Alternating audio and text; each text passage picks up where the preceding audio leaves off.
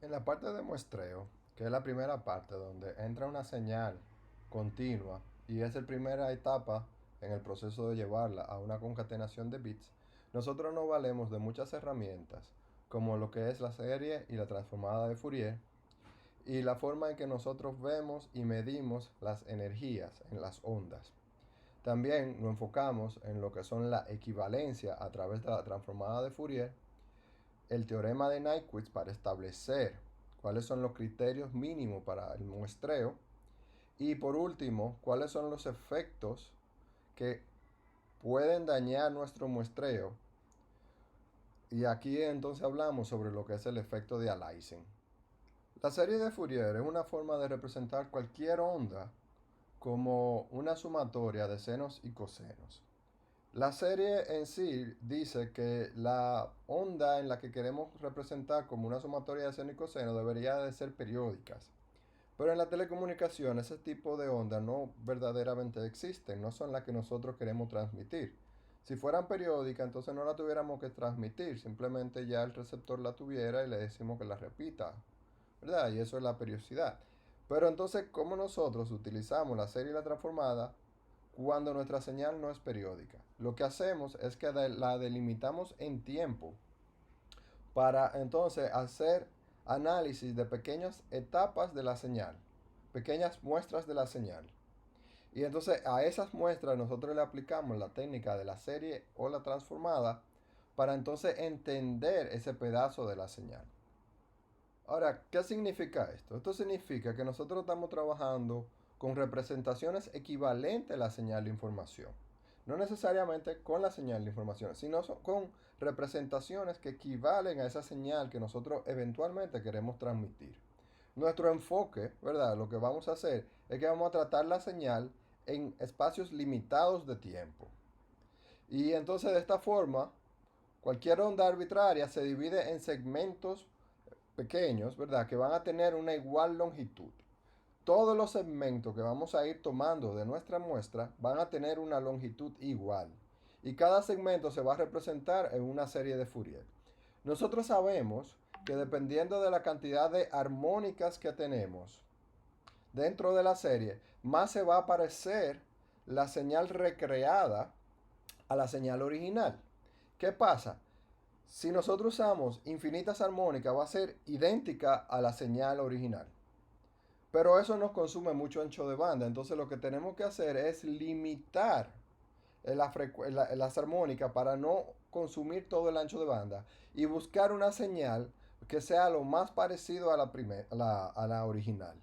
¿Verdad? Entonces, eso es lo que nosotros vamos a trabajar. En una señal, la energía es uno de los factores principales para determinar qué tanto se puede comprimir la onda a diferentes niveles de distorsión.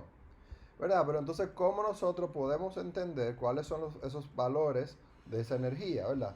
Y la energía está totalmente relacionada a lo coeficiente que nosotros obtenemos a través de la serie de Fourier.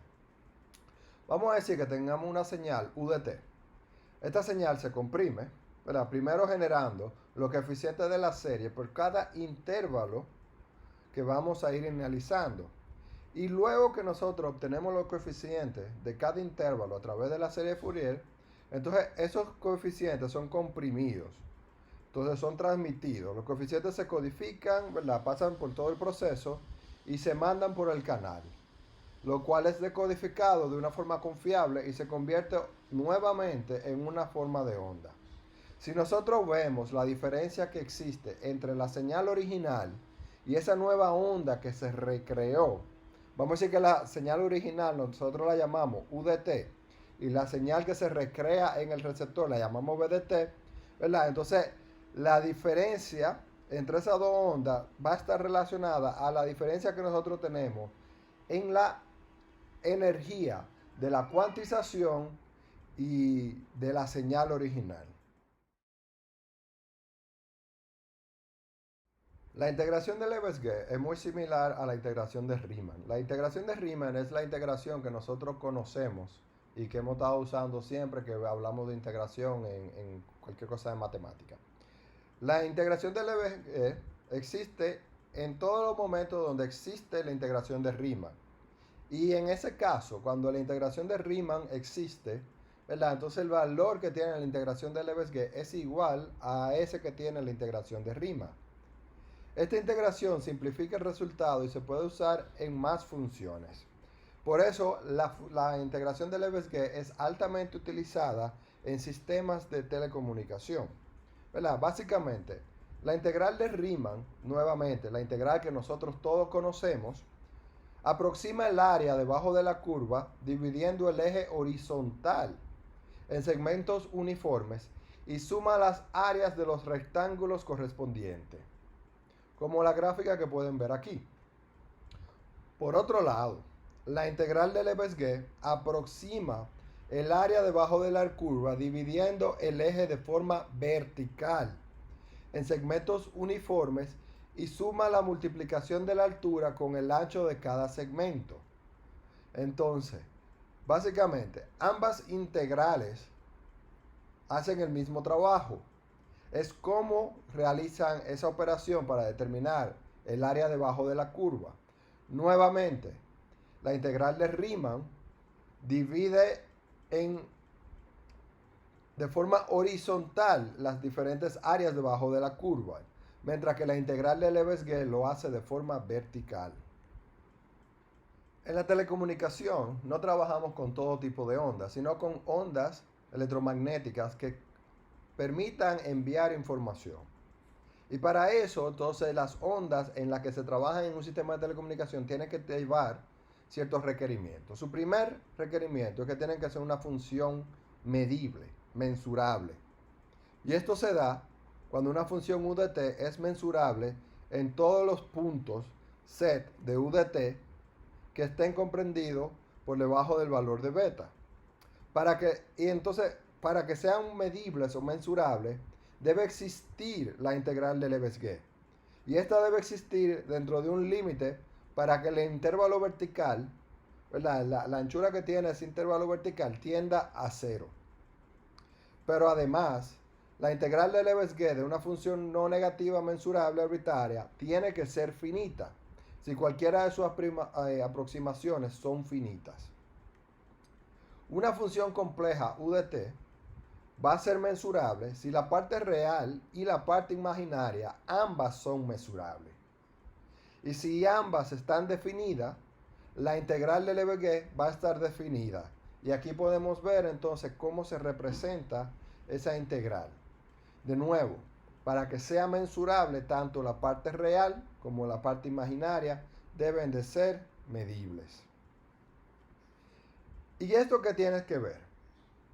Entonces, una vez establecemos que las señales son medibles, debemos de cumplir además otro tipo de requerimientos. Y aquí vamos a ver lo que son las funciones tipo L1 y las funciones tipo L2. Le adelanto que toda señal de telecomunicación tiene que ser tipo L2. Pero para ser tipo L2 primero tiene que cumplir con L1 y primero tiene que cumplir con ser una función mensurable. Ya sabemos cuáles son las funciones que son medibles o mensurables. ¿Cuáles requerimientos se tiene para que sea una función clase L1? Primero, tiene que ser mensurable. La integral de Lebesgue debe estar definida y esta debe ser finita. Para que sea L2, debe cumplir con todos los requerimientos que se establecen en una clase L1. Y en adición a esos requerimientos, la energía de esa función o de esa señal tiene que ser finita. En todo el aspecto de telecomunicación, nosotros tratamos funciones o señales que pertenecen a la clase L2. Pero ¿por qué nos interesa trabajar con funciones L2?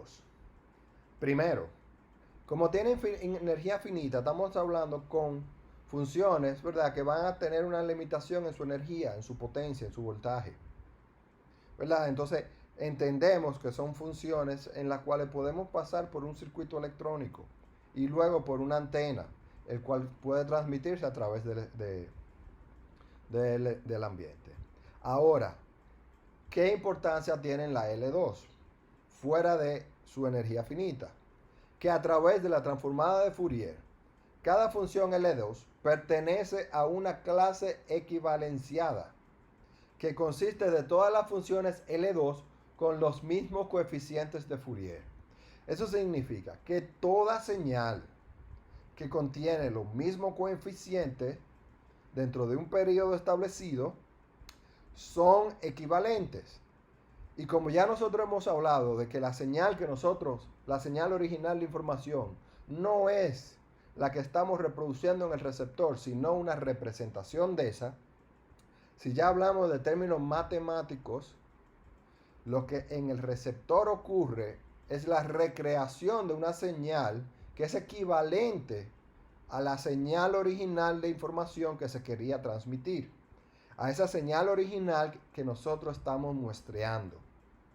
Entonces, para cada función dentro de estas clases son equivalentes L2 e igual casi en todos los lugares. Y aquí nosotros podemos ver un ejemplo de una función, de diferentes funciones que son equivalentes L2. Y entonces esta parte lo que nos permite es hacer un muestreo, utilizar los coeficientes de Fourier, transmitir esos coeficientes a través de una codificación y recrearlos otra vez en el receptor y crear esa función que es equivalente a la original. Ya sabemos que con la transformada de Fourier podemos representar una función en tiempo en una función de frecuencia. Y con la transformada inversa podemos hacer que una función en frecuencia sea representada en su función de tiempo. ¿Verdad? Entonces, ¿qué pasa? Que vamos a decir, la señal en el dominio de la frecuencia, UF, se convierte en una representación alterna de la señal en el dominio del tiempo, UDT. Y así sucesivamente. Entonces tenemos representaciones de la misma señal en diferentes dominios del tiempo. Ahora, ¿qué pasa con las funciones que son L2? Toda función categorizada como clase L2 va a tener una transformada de Fourier. O sea, la transformada de Fourier va a existir. Y solo en el sentido de equivalencia L2. Lo mismo pasa con la transformada inversa, que también va a existir en el sentido de su equivalencia L2. Ahora, ya conocemos cómo se comportan las señales que están dentro de la clase L2 y vemos un entendimiento con la transformada de Fourier y su equivalencia en todas las que tengan el mismo tipo de coeficiente. Entonces esto nos permite entrar en lo que es el teorema de Nyquist-Shannon o lo que también se denomina el teorema de muestreo. Si nosotros tenemos una señal UDT que pertenece en el número real o complejo y está dada, vamos a decir, por esta ecuación, y es L2 limitada en banda base por W, ¿verdad? Entonces UDT está especificada en términos de muestras separadas por su periodo T. ¿Y cuál es el valor de este periodo T? Debería ser igual a 1 entre 2W. Entonces la sumatoria de UDT va a converger para todos valores de T que pertenezcan a los números reales. Y UDT va a estar enmarcada por cada T. Y esto va a estar dado por la ecuación mostrada aquí. Ahora, cualquier función L2 limitada en su banda base por W va a poder ser muestreada de forma eficiente a una tasa de 2W en un intervalo, ¿verdad?, donde T sería igual a 1 entre 2W. Eso significa que si nosotros cumplimos con este requerimiento, nosotros vamos a poder tomar suficientes muestras de la señal original para poderla recrear sin tener pérdida de esta señal. Las muestras pueden ser usadas, ¿verdad?, para reconstruir perfectamente esa señal original. Si nosotros, por otro lado, tomamos muestras a una tasa superior o inferior, entonces pudiéramos comenzar a crear errores de muestreos, o lo que se conoce como el efecto de aliasing. Ahora, dentro del muestreo, una función L2 siempre va a estar limitada en banda base por W. Y ese es el ancho de banda que tiene esa señal. Si la transformada inversa puntual de una función L2 en su dominio de la frecuencia es 0, entonces el valor de la frecuencia debería ser superior al del ancho de banda. Por otro lado, si es continua y su transformada de Fourier es cero, entonces el valor absoluto de la frecuencia debería ser superior a cero. Ahora, ¿qué es el efecto de Aliasing? Esto pasa cuando nosotros cometemos errores en la parte de muestreo. Por ejemplo, si yo tomo muestras a una tasa por debajo de la recomendada, ¿verdad? Entonces la señal muestreada en relación con la señal original va a perder las frecuencias altas de esa señal. Por ejemplo, si estamos hablando de una música, se van a perder todas las frecuencias altas, lo que va a hacer que el sonido sea menos brillante que el sonido original. Aquí yo le voy a presentar dos muestras. Primero, una canción clásica original y segundo, una canción, la misma canción pero muestreada a una frecuencia por debajo de la recomendada. Y aquí entonces vamos a ver cómo el solapamiento de las muestras, ¿verdad? De frecuencias dentro de un mismo punto, crean ese efecto de aliasing.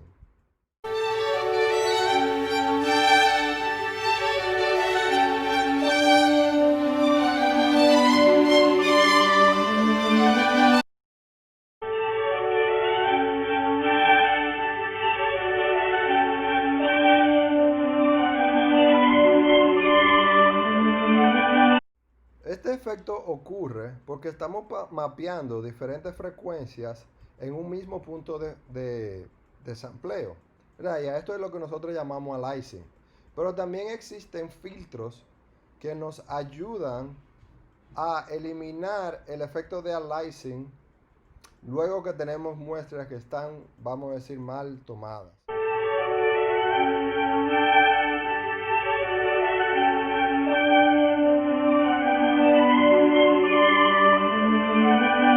Lo que acabamos de escuchar es una señal que pasó, que fue muestreada por debajo del valor de la frecuencia mínima de Nyquist, pero pasada por un filtro anti-aliasing. Igual que en el ejemplo anterior, la señal pierde los valores altos de la frecuencia original. Sin embargo, la calidad del sonido se mejora por el hecho de que se pasa por un filtro pasa abajo que tiene como frecuencia de corte la mitad de la frecuencia de Nyquist, la cual no permite ese solapamiento que normalmente que ocurre que causa el efecto de aliasing. En sistemas de audio, el aliasing puede sonar de diferentes formas dependiendo de la señal original. Este efecto, nuevamente, es causado por un mal muestreo de la señal, ya sea desde una señal análoga o desde una señal digital en la cual queremos, vamos a decir, comprimir.